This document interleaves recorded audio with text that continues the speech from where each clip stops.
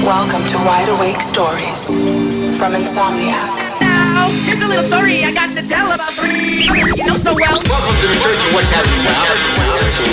Wide Awake Stories from Insomniac. This is a journey which along the way will bring to you new color, new dimension, new value, and a new experience. Broadcasting from the Insomniac HQ. This is Wide Awake Stories.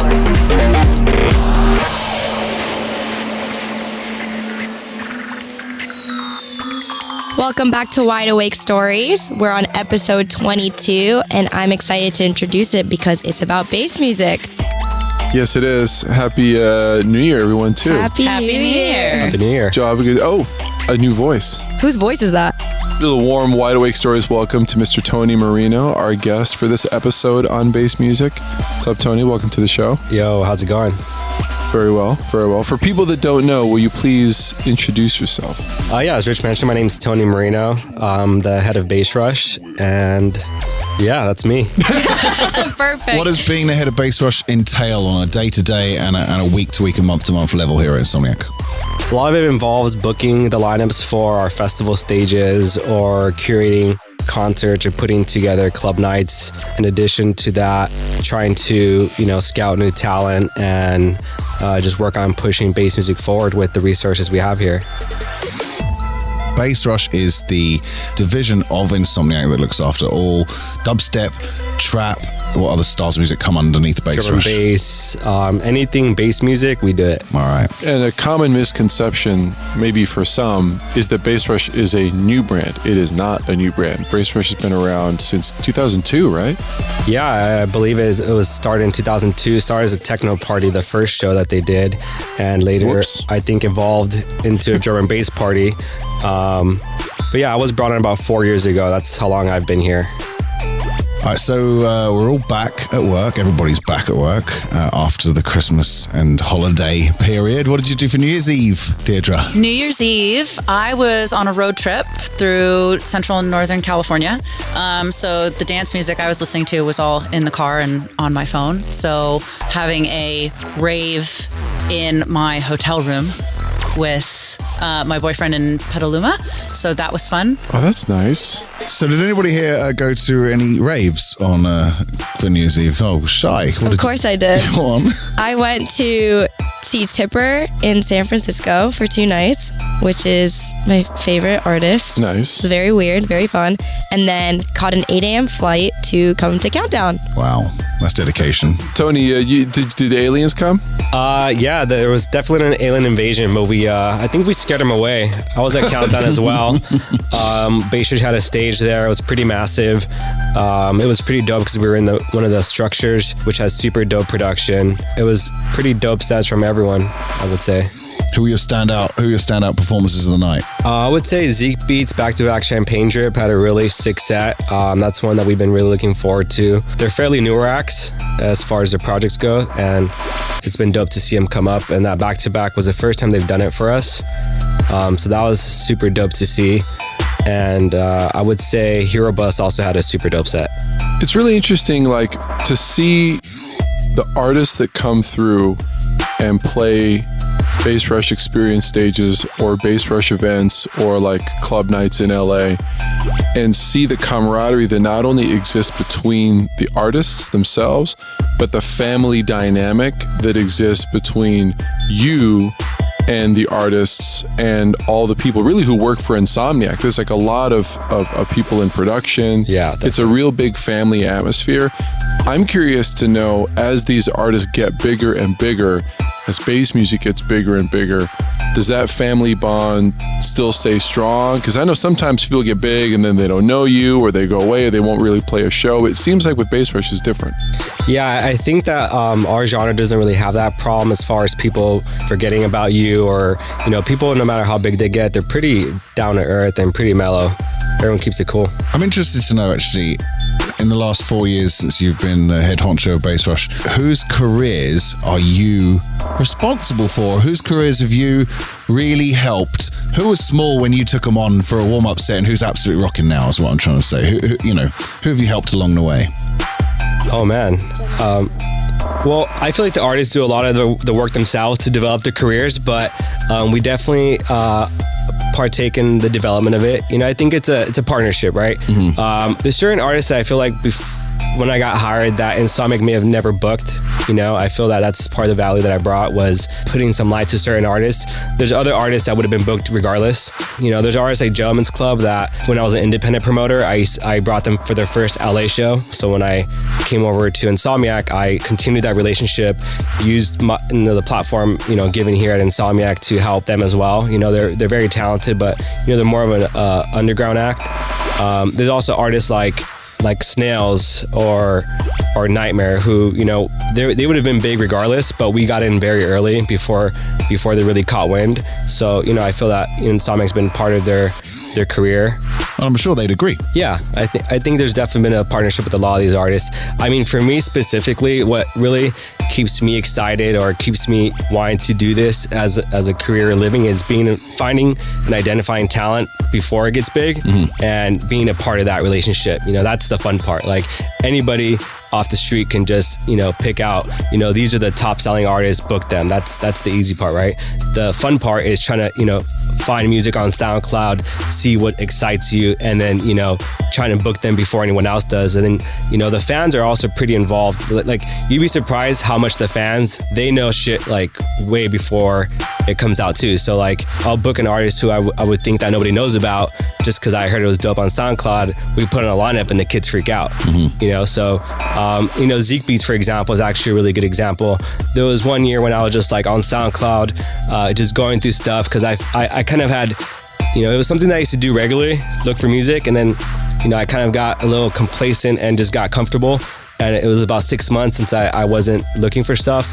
And then I spent about a couple hours on SoundCloud. I kept clicking away, getting lost in the vortex. And I came across this page and I played the song and I was like, what is this? And it just totally took me away. So I like immediately went to his info section, hit up the agent. I'm like, hey, I would love to book Zeke Beats. Like, oh, well, we don't have a visa. We're from Australia. We've never played the States. I'm like, well, get a visa. I'll sort it out. I'll put you on these shows. And I think it was Project Z a couple years ago. And, you know, sure enough, I think that inquiry is what inspired them to get their visa. Then they got an agent. Then we did the first LA show with him. And since then, it's been crazy to see his career take off from that. You know, and that was just a random day spending on SoundCloud, you know, trying to find new talent. Amazing. Do the agents remember that when they're like, you know, 6-figure artists and headlining stages around the world when you come to book them again 3 years later? Yeah, I think most of the agents, if you develop the history, they will give you that courtesy. I think it's also, that's why I find it important to develop the relationships directly with the artist. The agents, they have a job, you know, and their job is to do whatever is beneficial financially for them, you know. So I think I found also, you know, being able to actually connect with the artist and have a direct contact with them or their manager is always going to be more beneficial than the agent, you know. But that's the family aspect of not just the genre, but the Bassrush brand. Yeah, definitely. I talk to some artists, sometimes I'll go play a show and they just show up, they go on stage, they play the gig and they leave. They don't even know who they're playing for. I think that's, you know, an important thing about, you know, Bassrush, even Insomniac, that there's a soul behind it. You're not just playing for some corporate company. There's people behind it who actually, you know, live and breathe it.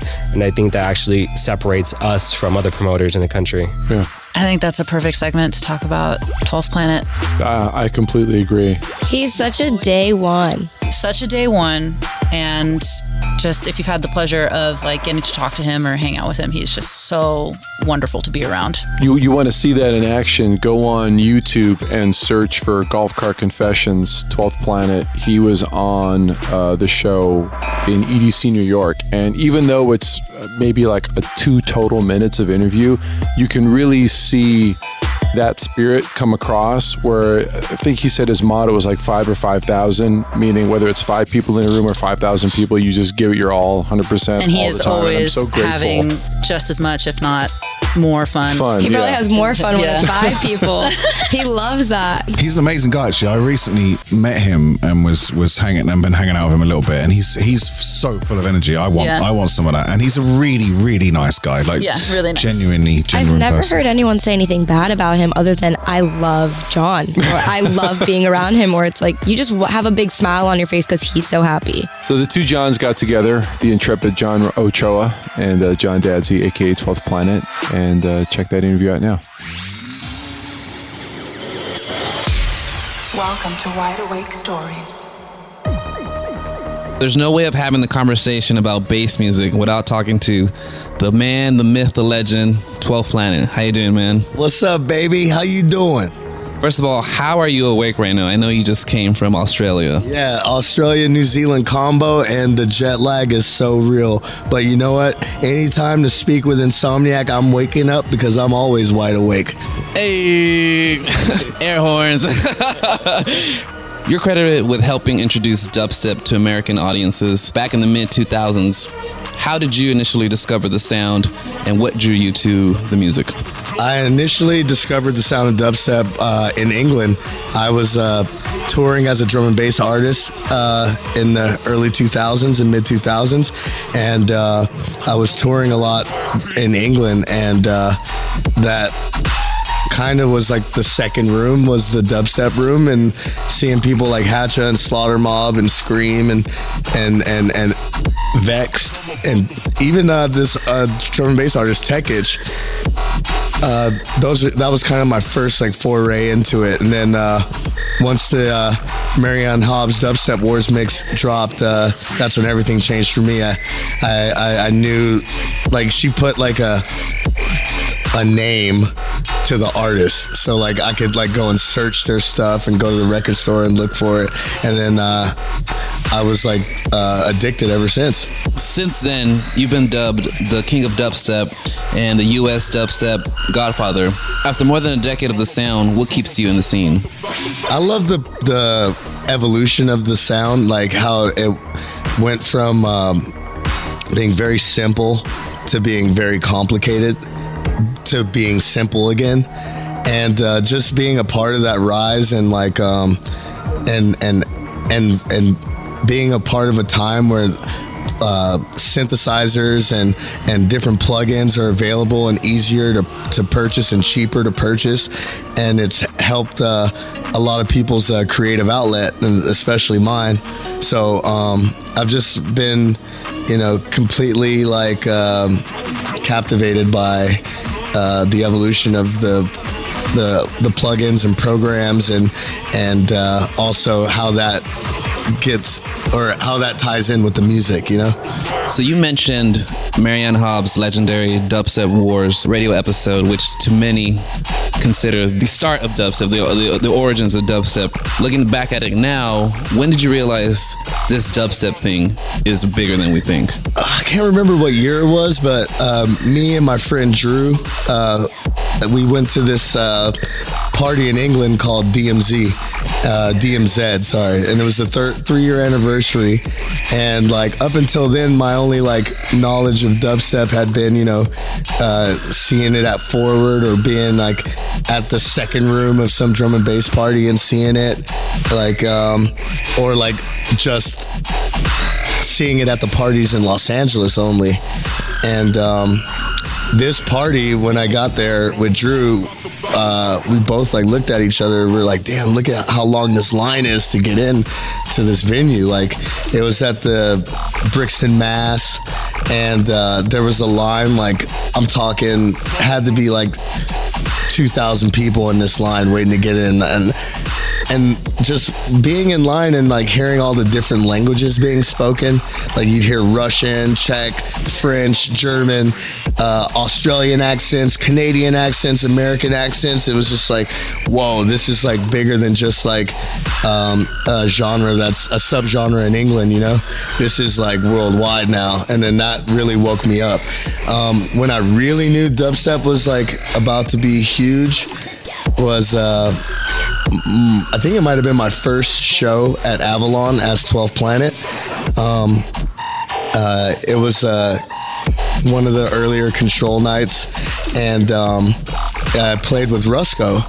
But the show ended up being after another show that they booked before, which was like Cypress Hill and Chino from Deftones. Like they did like a charity concert, and like that thing was like completely sold out, and they had like only an hour to change that show over to go into the dubstep show, and like you just saw all these like Cypress Hill and Chino fans like, you know, like leaving, and then like double the size line to get in for the Rusko show.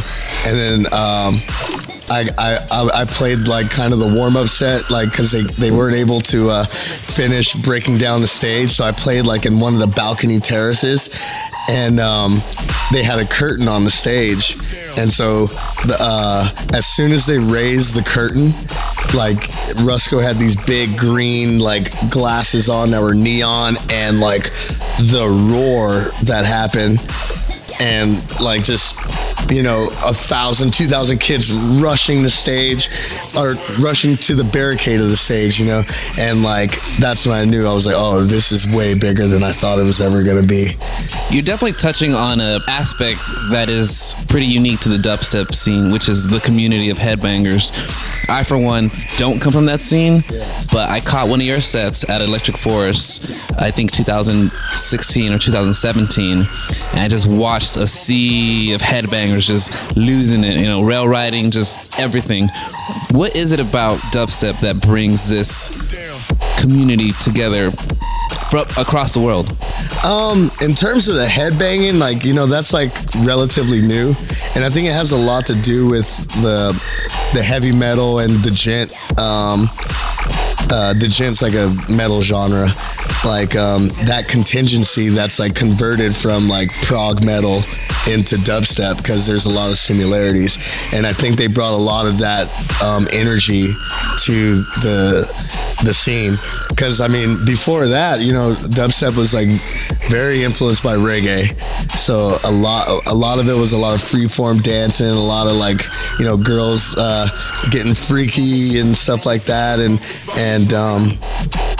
over the years it's kind of gotten a little bit more aggressive because of the success of dubstep has like brought in influences from other genres, and you know, a lot of people like go to shows for synchronicity, and you saw a lot of that during the electro days, like when, you know, a big Steve Aoki track or whatever would drop, and then the entire crowd would be jumping up simultaneously at the same time, and it's like you want to be part of that energy, like everyone's doing the same thing at once.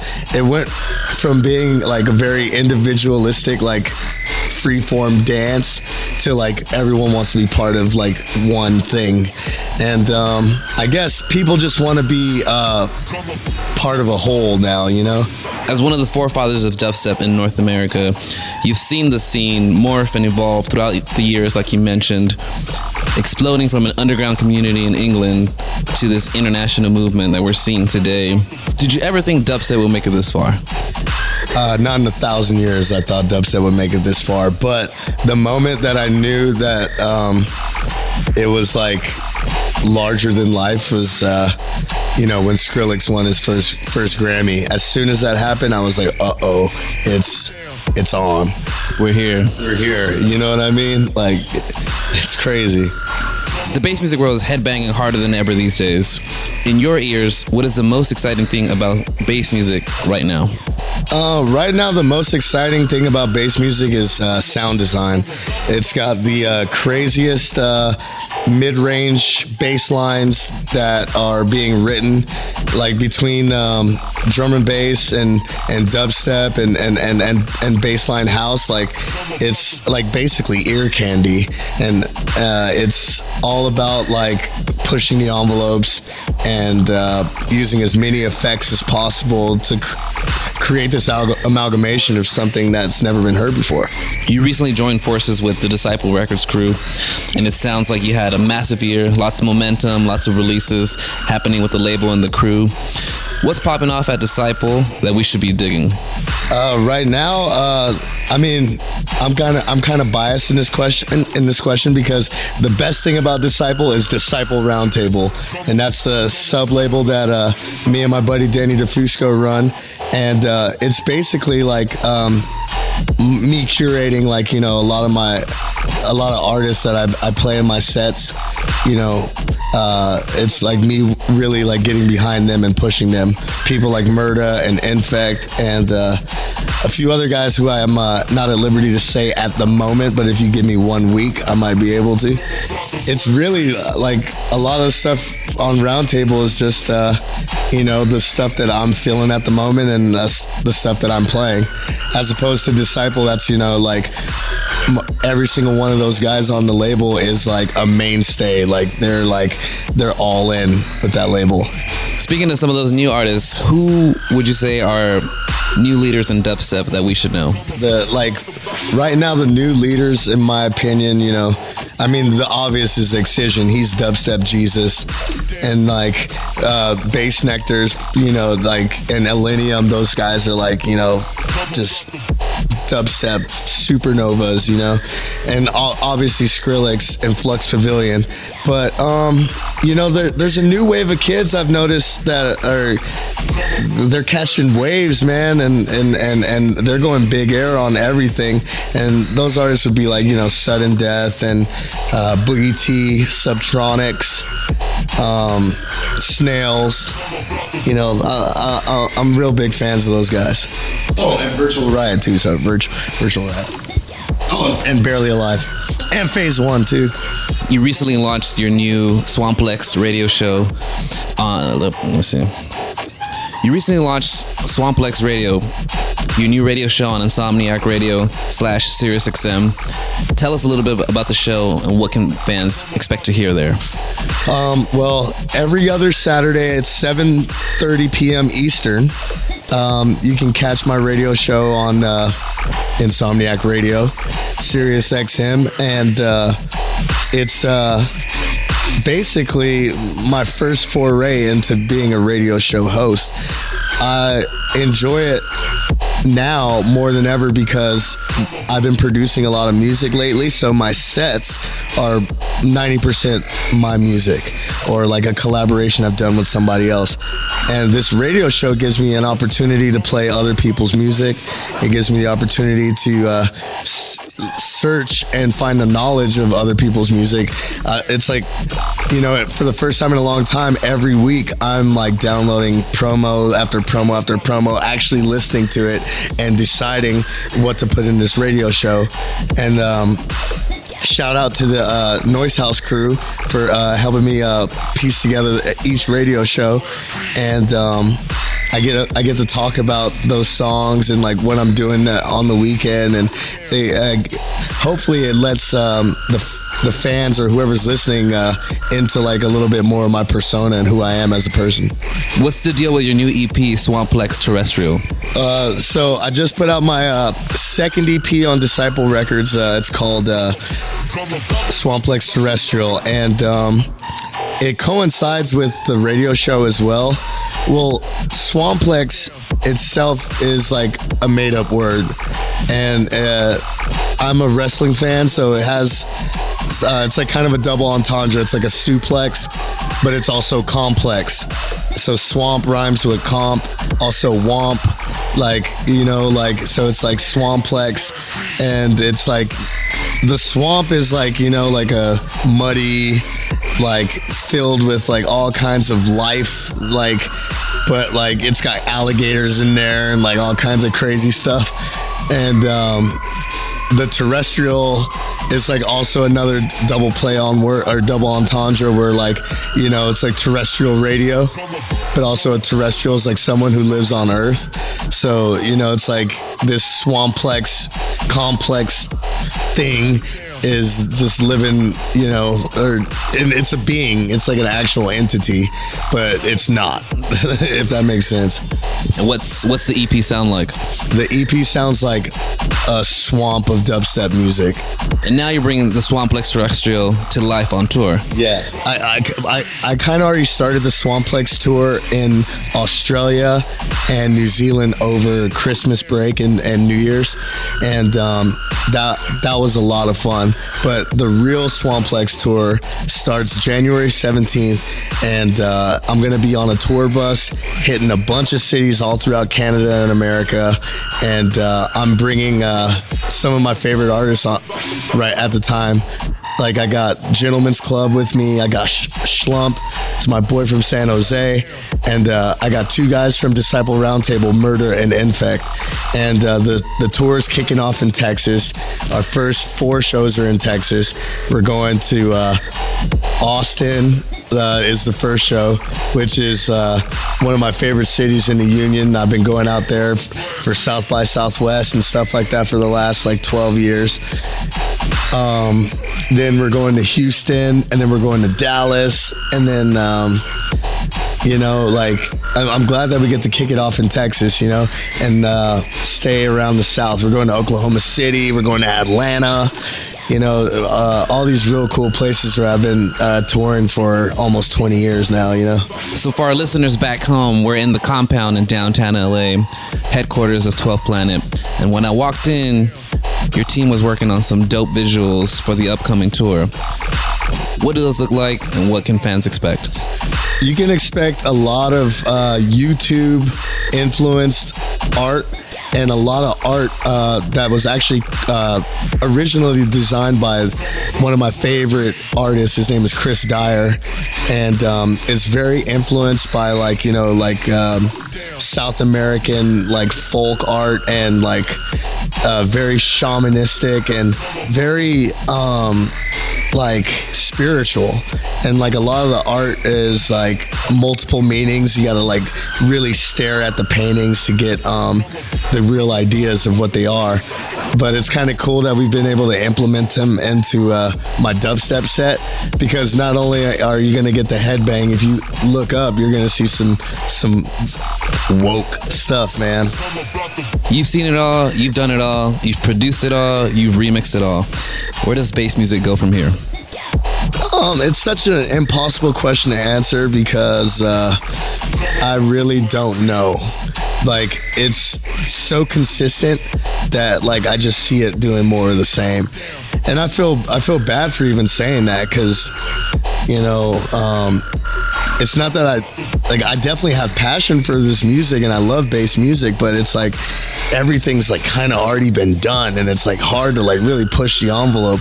You can only get better at your craft. So I guess the sound design is going to get more crazier.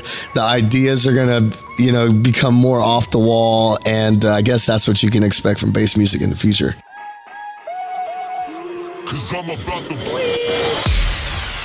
This is Wide Awake Stories.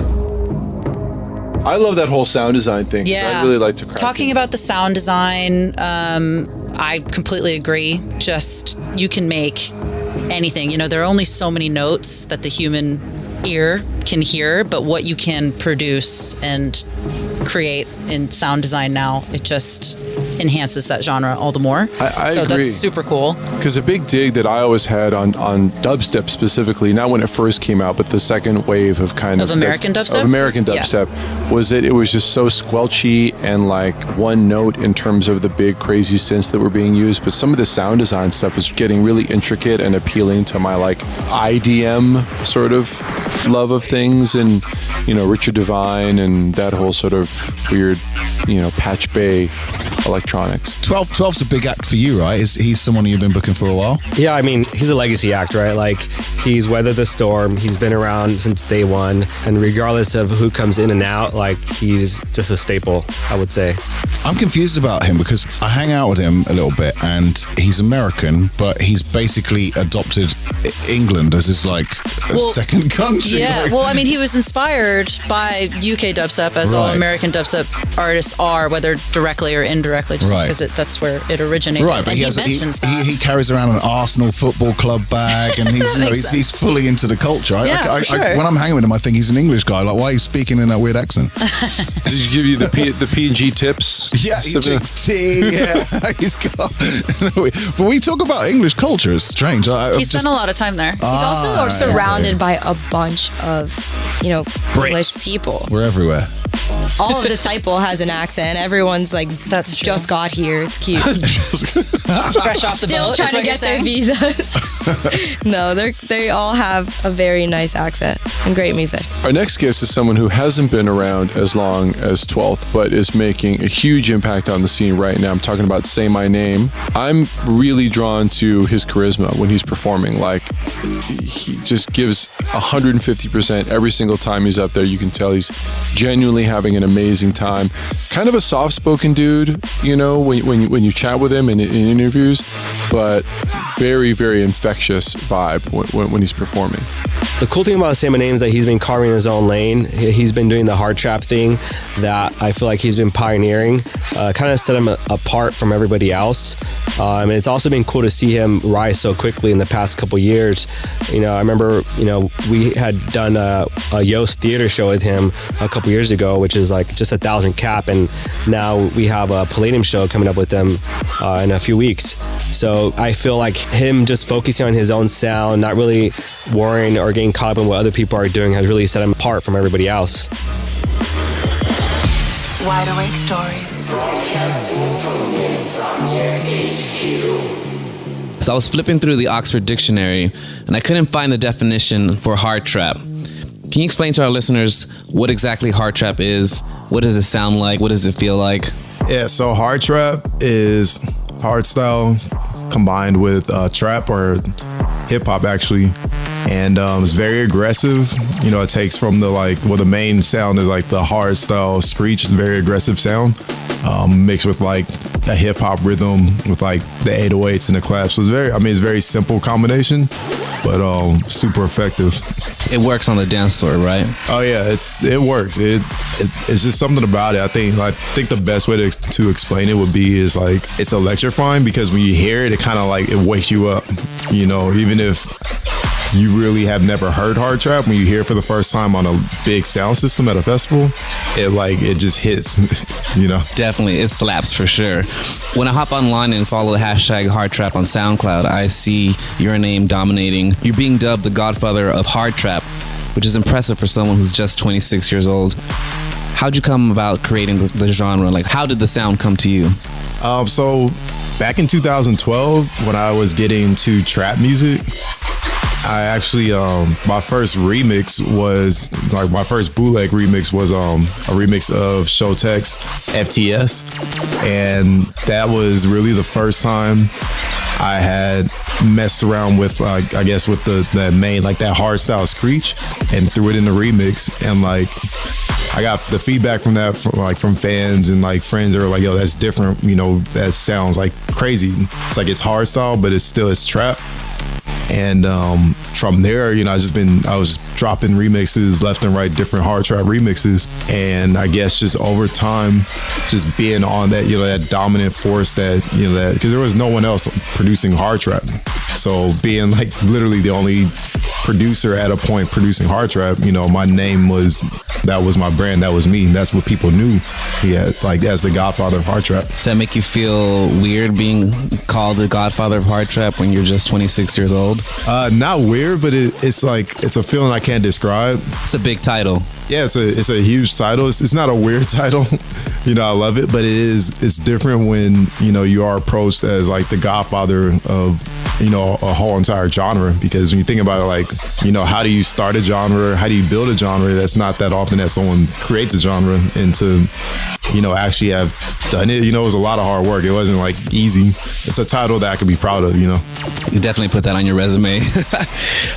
When you listen to hardstyle and you listen to trap, it may not make sense on paper, but when you throw them down together, what is it about those two worlds that makes so much sense once they come together? I really think I had mentioned earlier, the aggressiveness of hardstyle mixed with just like trap or hip hop like beats.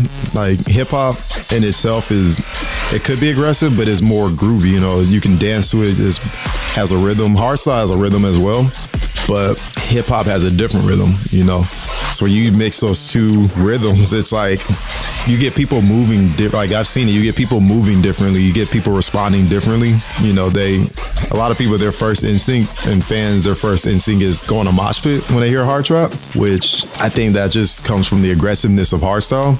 But I don't know, when you put them together, it's a combination. I'm still trying to like really put into words what it is, because it changes every year. Every show I see it, people react differently. You know, it's growing, it's changing, and it's evolving. Aside from hardstyle and trap sounding completely different, there are also two different cultures with two different types of fans and two different types of artists. Is it difficult to switch between styles and genres in your sets and in your music? It's not difficult. Actually, it makes the sets more interesting, and you know, when I'm switching from different genres, because I like to create kind of like a story, not like a actual story, like write out a storyline, but I like my, you know, shows to feel like it's a storyline, you know, where I would maybe start off with, you know, some trap and then build into the hard style and then drop like a dubstep song, and then in the middle of my set I'm, you know, playing house music, and then, you know, I switch it back up and bring it back to hard style. You know, it's like a roller coaster. So when you're switching back and forth through different genres, if you're doing it right, you're going to have a little bit of something for each fan to appreciate, because everyone, you know, at a festival, it depends on which set you're at, but, you know, you get fans who want to, you know, who may not necessarily love, you know, trap music. That's not probably going to be their favorite genre, but they're going to listen to it. But when you play like house, and, you know, if house is their favorite genre, then you know, you're catering to both, you know, both of their likings, you know. Do you remember the first hardstyle song or the first trap song that made you realize that combo could work together? It's an interesting question. I think the first hardstyle song that I heard that made me realize that combo could work together was probably the FTS track from Showtech. And, you know, that was, you know, I trapped it out and turned it into a hard trap song. And I think it was really, for me, it was the main break, or the main melody, which everybody knows. You know, if you're a hardstyle fan, you recognize that melody. And, you know, hearing that over like a hip hop beat, and then throwing in some of the hardstyle screeches on top, I was like, okay, that's a crazy cool combo. From my experience, the hardstyle fans are very protective of their culture and their sound. Have you ever got any heat from hardstyle fans for introducing trap into the scene and into the genre, or kind of morphing it into something completely different? Yeah, definitely. I definitely got heat in about probably a year or two into the project, like around 2013, 2014. I think when I started playing more shows, and fans, or not fans, but some hardstyle fans, like the real dedicated ones, you know, they came to hit me on Twitter. They're like, you know, you're disrespecting the hardstyle genre. You know, don't do that to our music. You know, keep it pure. But I haven't gotten any of that. I've actually gotten more compliments from hardstyle fans for, you know, they're saying that they love, you know, what I'm doing, you know, taking this sound and really introducing it to, at times, like the masses, you know, people who have never heard hardstyle in a different way. So, but I did get heat in the beginning, a lot of heat. You started using the hard trap sound in your set around 2013, but when did you realize hard trap was starting to take off with fans and on the dance floor? In 2015, I realized hard trap was taking off when bigger artists like DJ Snake, Carnage, the Chainsmokers, Adventure Club, you know, those artists started playing my music, you know, around the world, and I started getting like these videos from fans like saying like, yo, look, DJ Snake's playing your track at so-and-so festival in so-and-so country. And that's when I started to see, you know, on a larger scale, fans reacting to it at different festivals, like seeing it played, seeing my tracks played at Ultra by Carnage. That was one moment I'll, never forget, because I can, finally see like my tracks being played in front of like a mass crowd, like a main stage, and seeing fans like actually vibing to it. I think that was when I realized, this is something special. And, hard trap is, was an emerging genre, still growing. Fast forward to 2019, I believe hard trap's gone international as well, right? Yeah, it definitely has gone international. I get requests every day now from, fans all around the world. They're like, yo, bring that hard trap to, bring the hard trap to Colombia, bring the hard trap to India. And, thankfully I've been able to play some international festivals. I just did Creamfields Hong Kong, Creamfields Chile too. That was another cool, testament or festival to see like fans in a whole other country, going crazy to hard trap, and then their reactions on social media, they're hitting me up on Instagram, Twitter. They're like, yo, that was crazy. The Godfather of hard trap in Chile. Like, so it's definitely international. It feels like we're in an exciting time for bass music right now. There's so much experimentation happening and so many new sounds popping up. Hard trap, freeform bass, melodic bass. What's exciting you most about the bass scene right now? I think the most exciting thing about the bass scene right now is seeing bass music played in are supported by all different types of genre or DJs in different genres. For example, you'll see like a Tiesto playing like a dubstep track in a Vegas nightclub. That's cool to see like artists like him throwing like bass music into their sets, and still keeping bass music alive. So in 2019, hard trap is entering year 6 officially. Where does hard trap go from here? Personally, I want to start a label, and I really want to bring up more hard trap artists. From here, I can see a lot more hard trap artists who are, emerging now, say like a year from now, 2 years from now, finally getting their foot into that, the door, like playing more shows. And, I want to really help push those artists and just keep hard trap, growing. Who are some hard trap artists that are buzzing right now that we should be following? So you should definitely be following, the Lit Lords. Great name. Yeah, literally lit. It's an artist named Freaky. One of my favorite artists to play out in my sets right now. Throwdown. There's quite a few, but yeah, definitely those three are like at the top of my radar to watch. You've been an official member of the Insomniac family since 2013 when you won the Discovery Project competition. Since then, you've played EDC Las Vegas, Hard Summer. You're going on Holy Ship for the first time ever.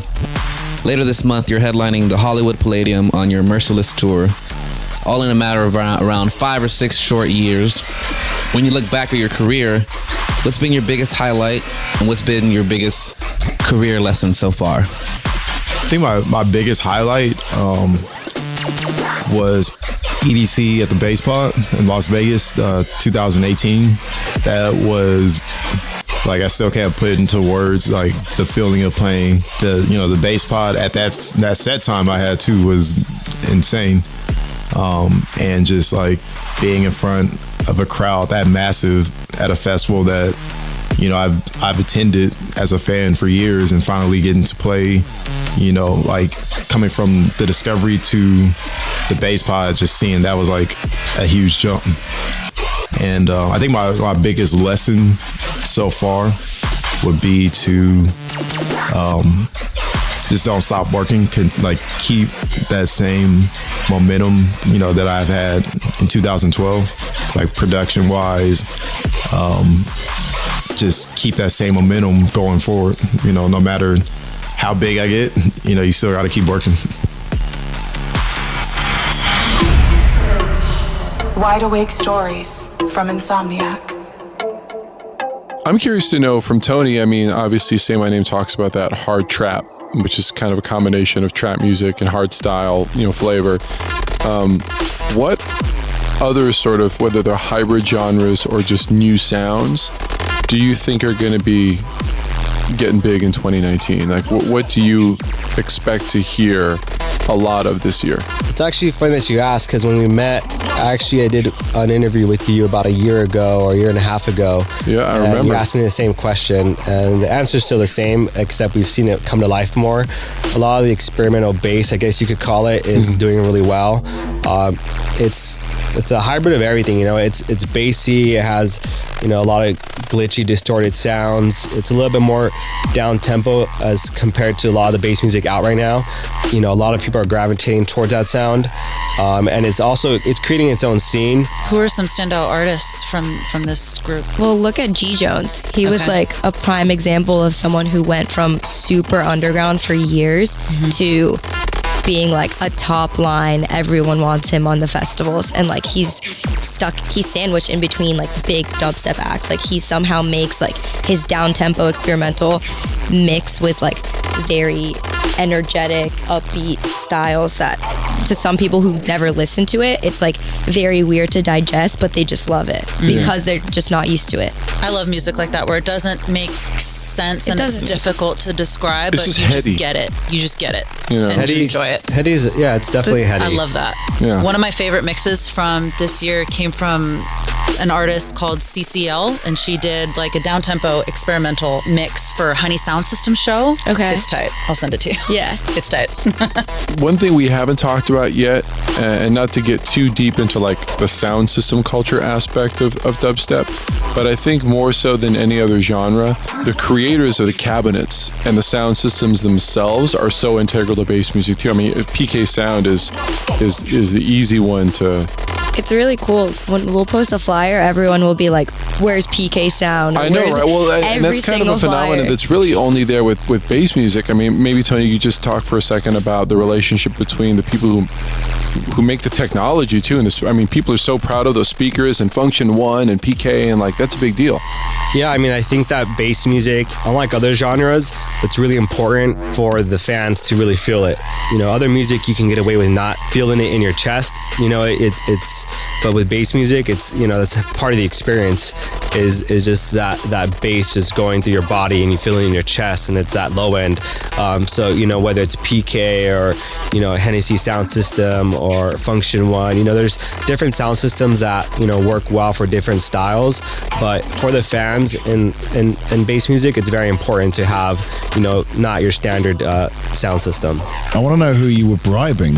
Walked past your stage at Escape, and it was absolutely thumping. And then I went to this stage to go check out Eric Prydz, and I was like, guys, you need to turn it up in here because that other stage over there is absolutely thumping. and they did. But it actually was like kind of blending into one another. Yeah, like a middle ground between Factory and Bassrush. You guys had it on 12 or something over there. It was the way I see it, I think our stage is the most important.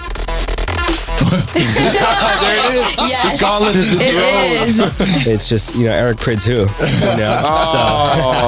Shade. How do you feel, and how did the Bassrush crew and the fans of Bassrush feel about when you have an artist that becomes so big that you've been supporting and you brought up through Bassrush, and then they want to be on the main stage or on another stage? How does that go down? It's the Circuit Grounds dilemma. Oh. When I first started here, that would happen. We would cultivate artists from them being worth 0 tickets, and we started selling out clubs, and then started selling out bigger venues, and they're one of our headliners, and eventually they want to play bigger stages. At first, I would get really almost offended, like, hey, we were there with you since day one, now you want to bounce. What's the deal?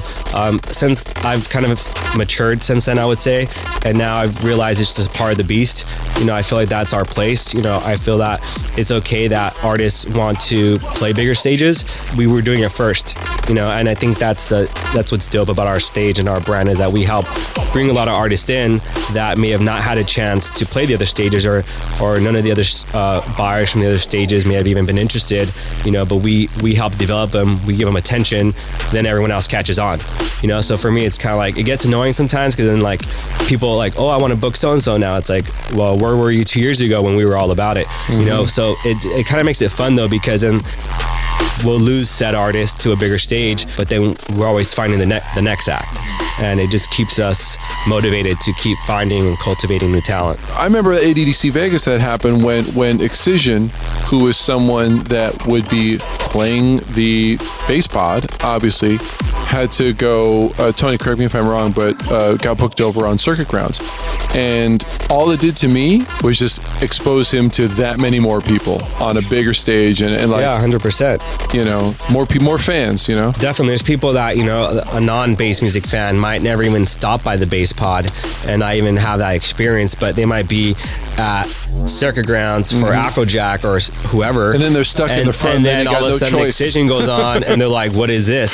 So, you know, I can't leave. In the end, it all trickles down, right? So like, you know, as, you know, bass music has gotten more attention and you have artists playing bigger stages, it only helps the overall scene in general. So what's next for Bassrush? Obviously, you're working on lots of stuff with Shy. Where's the future? I think right now the next big thing is trying to figure out our next big show. I'm also working on expanding to new markets. You know, I feel at this point we've dominated SoCal, so trying to expand to new markets, you know, eventually other countries, and just try to grow the brand globally.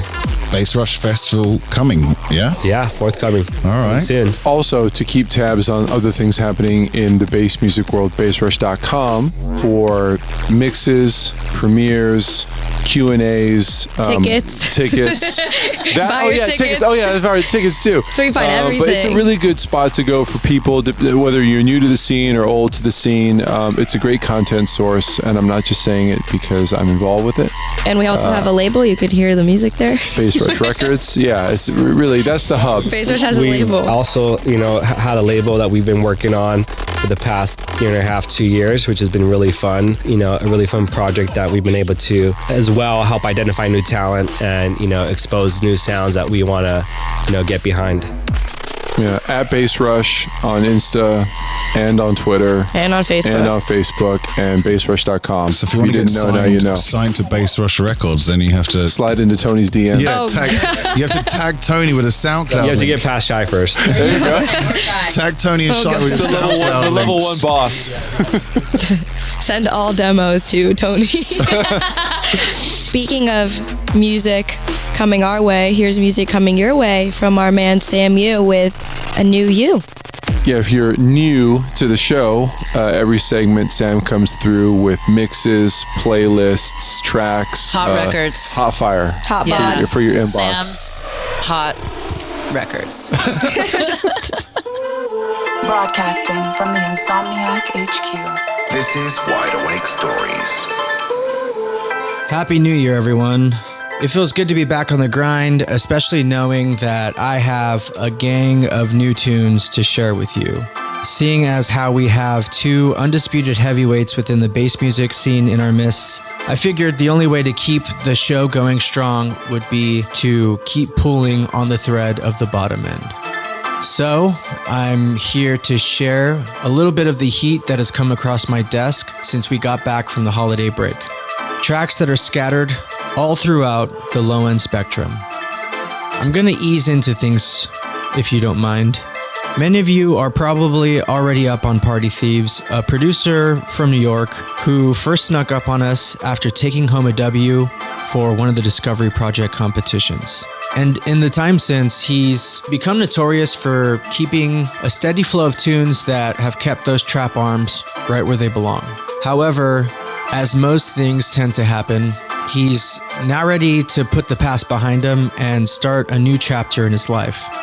And he's doing so by shortening his alias and operating simply under the guise Thieves. You Got Me marks the start of this new chapter, and he enlists the help of Berlin duo Kotze for a single on Mad Decent that points squarely at the next phase in his sound. And I am definitely hooked.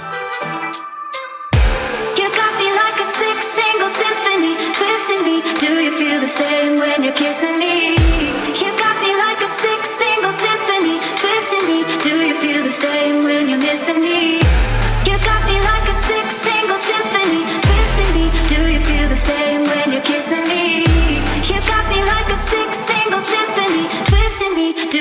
the same when you're missing me. Control, out of control, out of control, yeah, I'm out of control, out of control, yeah, I'm out of control. Twisting me, do you feel the same way?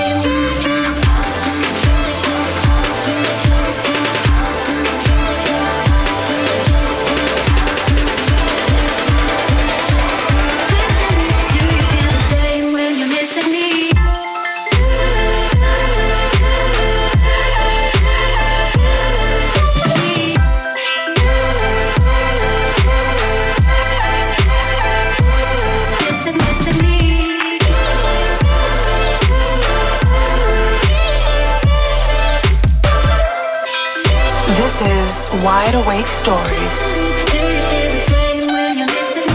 Any bass head will tell you that the Never Say Die crew is basically the main plug for dubstep and rhythm. They never seem to sell you short on the heaviness. Their first release of 2019 is definitely no exception, and for the release, the label is leaning on Krymer, a Canadian artist who, in the last couple of years, has been rather prolific, just shelling out boundary-breaking dubstep at every chance he gets. He keeps that momentum going strong with Crown, an aptly titled cut that, once you listen to it, you'll know that it was made for the rail riding masses.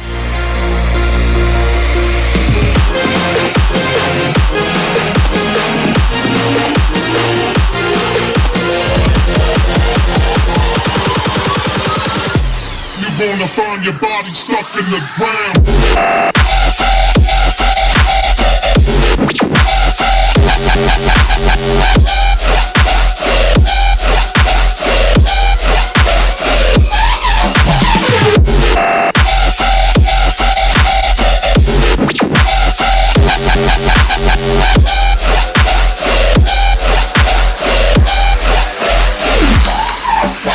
Wide Awake Stories. I'd like to move into trap territory now, and for that we have Bilo, who is mobbing out with a rowdy squad of remixers who are each taking a stab at cuts from the Mosh Pit approved EP that Riot 10 slung out earlier last year. The cut he has his sights on is called Act a Fool, which you probably remember from the EP. It's the one featuring Bach Nero that was just a straight up throwdown. For his take, the rising phenom definitely goes for blood, putting a neck-breaking twist that pushes the energy of the original to the highest degree. Big ups to Riot 10 and Dimmock for pulling together such a proper remix package. Yeah, I'm about to act a fool in this motherfucker.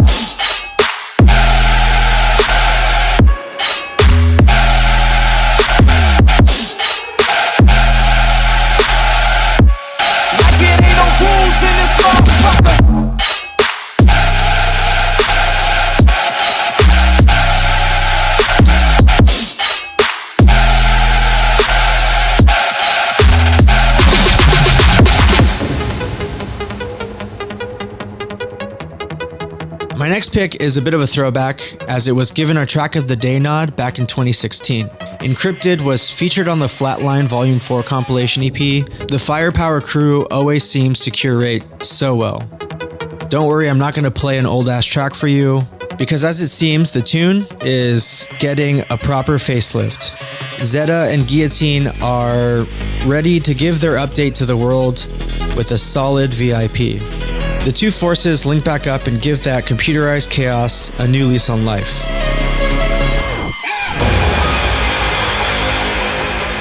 Hi there. Welcome to SoundCloud. Well, you already have one copyright strike on your own mother song.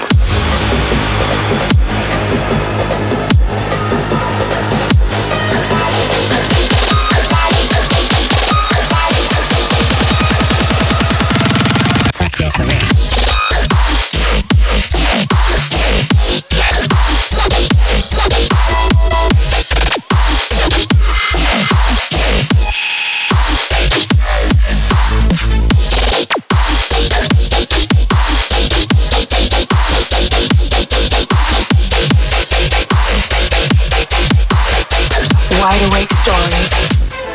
I'm going to wrap things up on a bit of a gentle note. by an artist who, ironically, normally has the heavy vibes on lock. Experimentation is something he and his Wakan label seem to do best.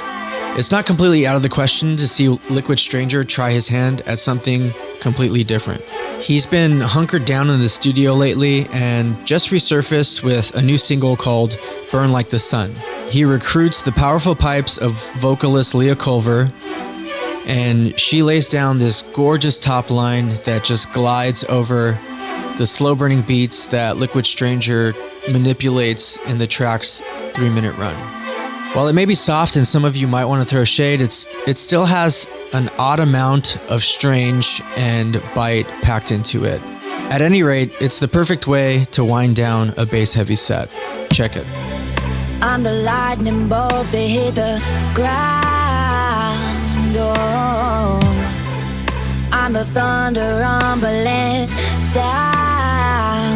Oh, like a star that shoots like a gun. Oh, let's burn like the sun. Let's burn like the sun.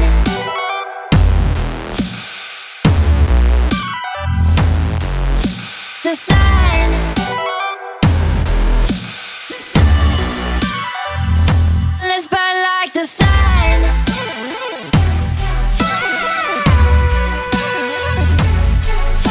The sun. You're tuned in to Wide Awake Stories.